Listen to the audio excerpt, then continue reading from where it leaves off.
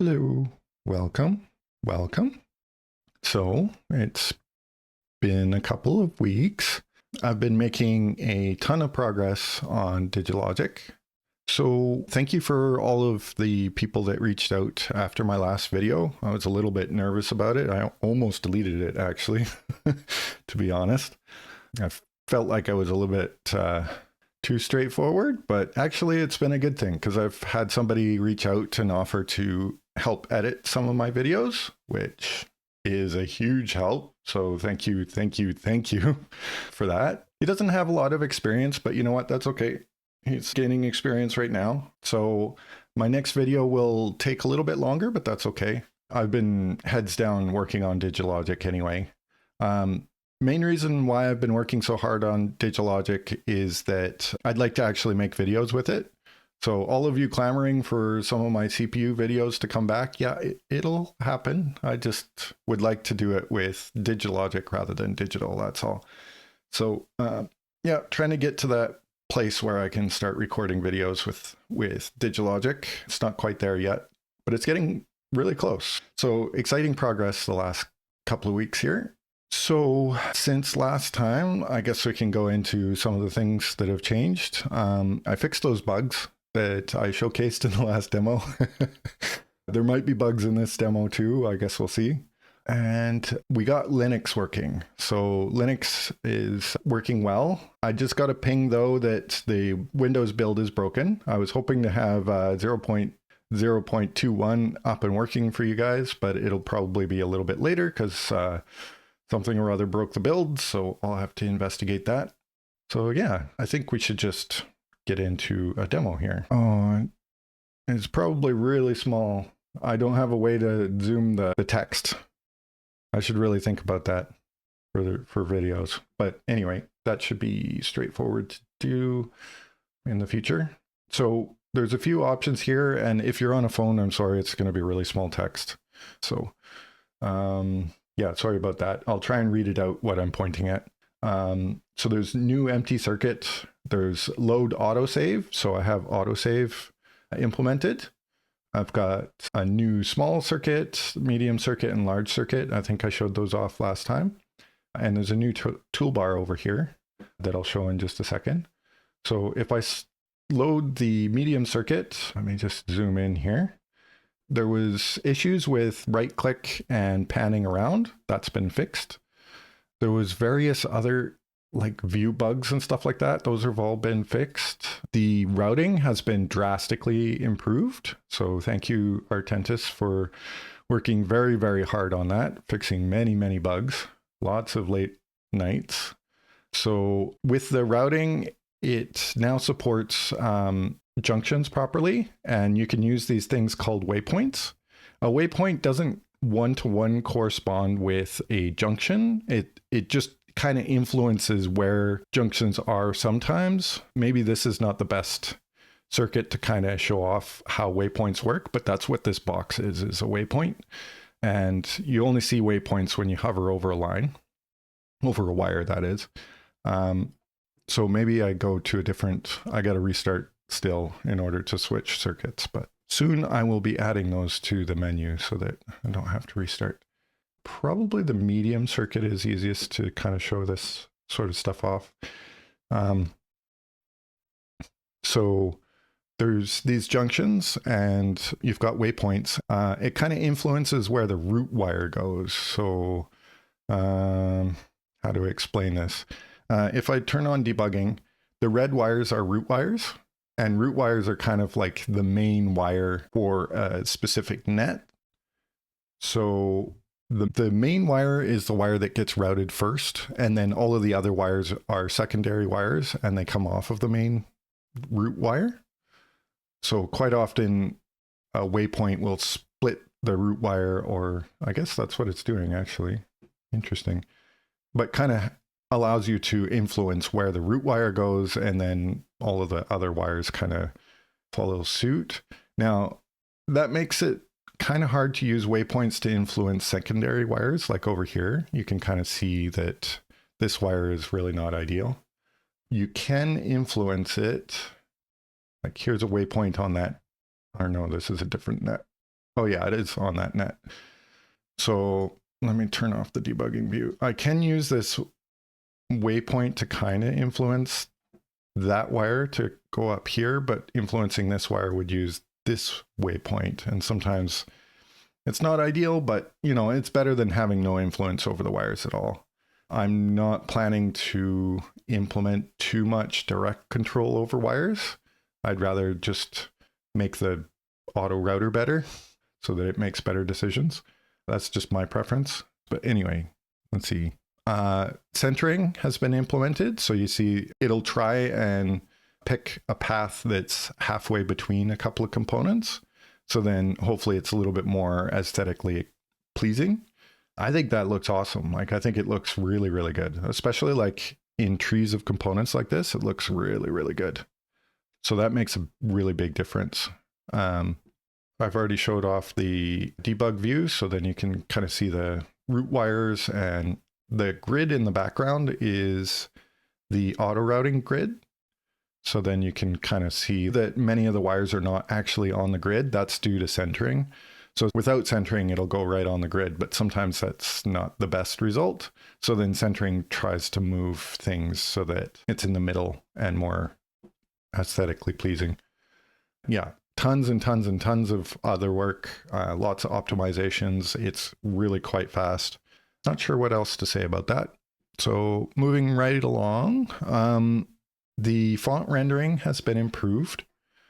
So it should look fairly legible to even quite small. Like, I can almost read it at this zoom out.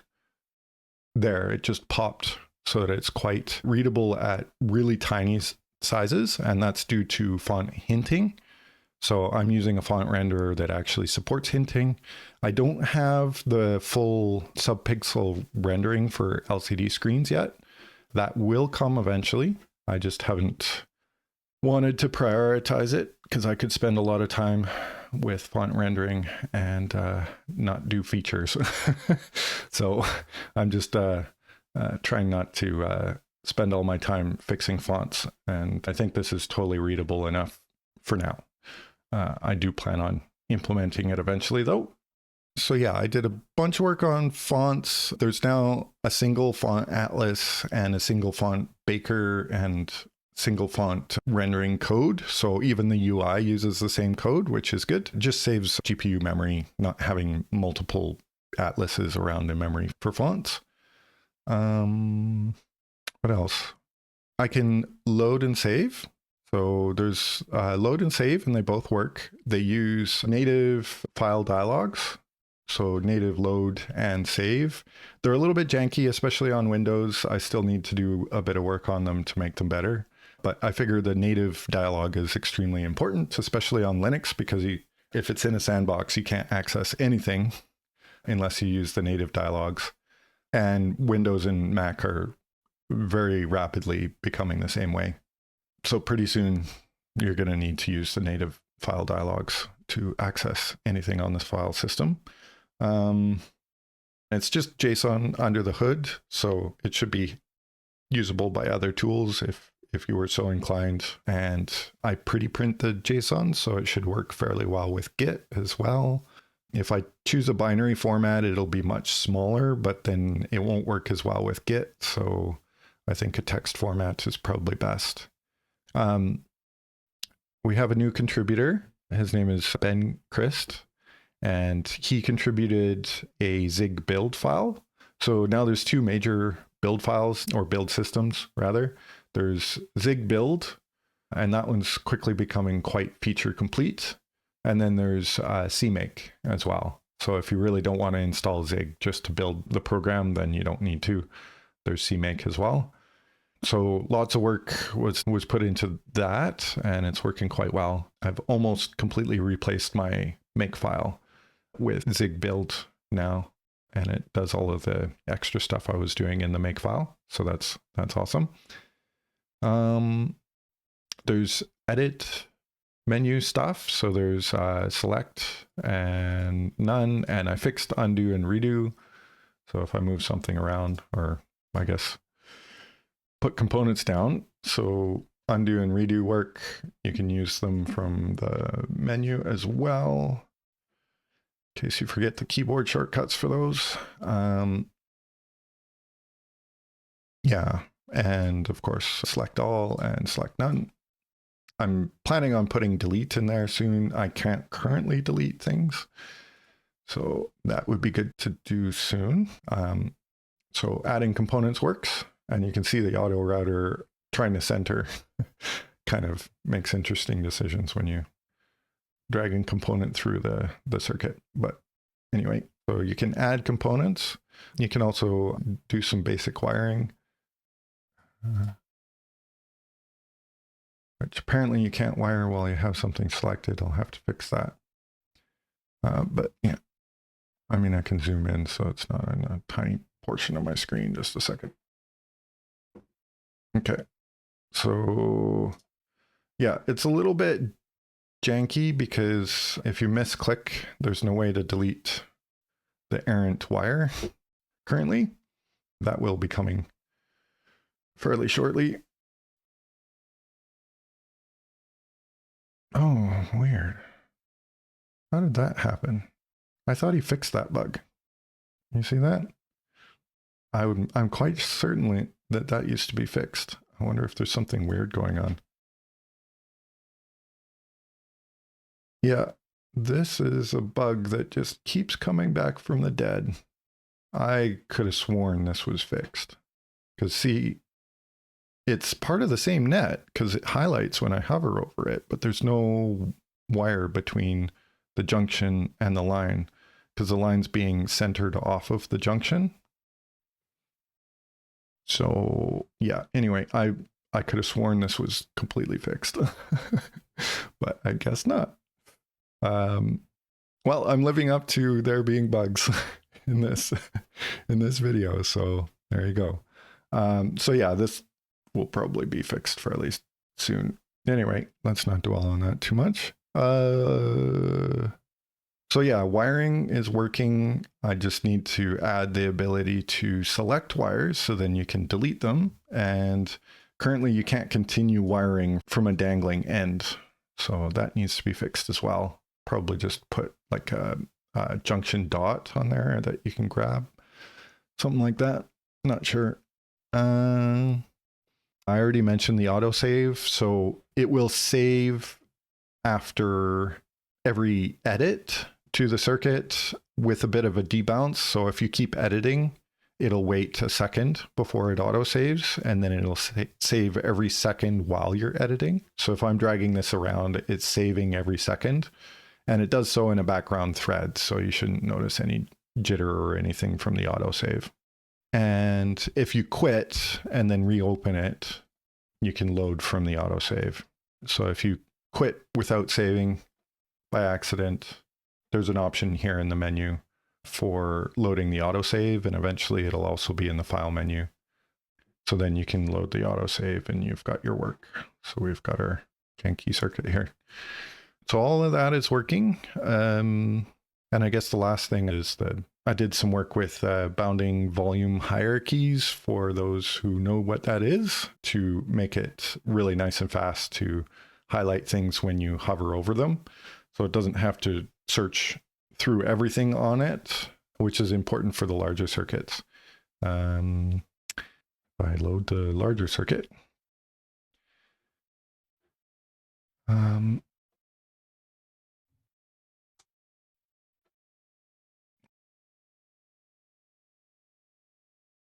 so with this one, there's no slowdown from hovering over wires.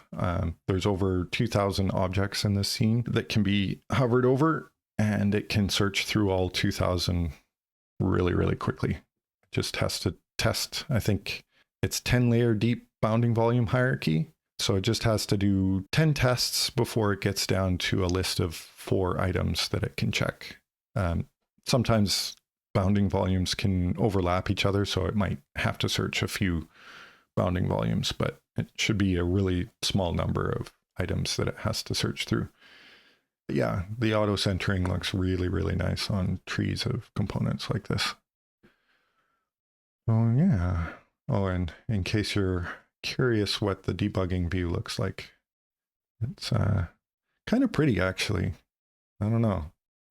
I quite like it. Yeah, I might have to use this color of red for some things because it kind of looks pretty. Anyway, yeah, I'm kind of just rambling, so I guess I'll let you go. Thank you very much for the support. I got a few larger donations from the last video. That's very much appreciated. And you know who you are. I might start shouting out some of the larger donations in my videos. I'm not sure. I'll figure something out for that. At the very least, in the about box, you'll find your name eventually. Not right now, but once things are a little bit more complete, I'll probably have a little scroll box in here where you can see your name if you donated to the project. And maybe some other perks. I'm not 100% sure yet. We'll see. So yeah, thank you very much. And thank you very much for watching. It's much appreciated. I hope you have a great day, and I'll catch you in the next devlog, and hopefully another video will be coming out soon. We'll see. Yeah.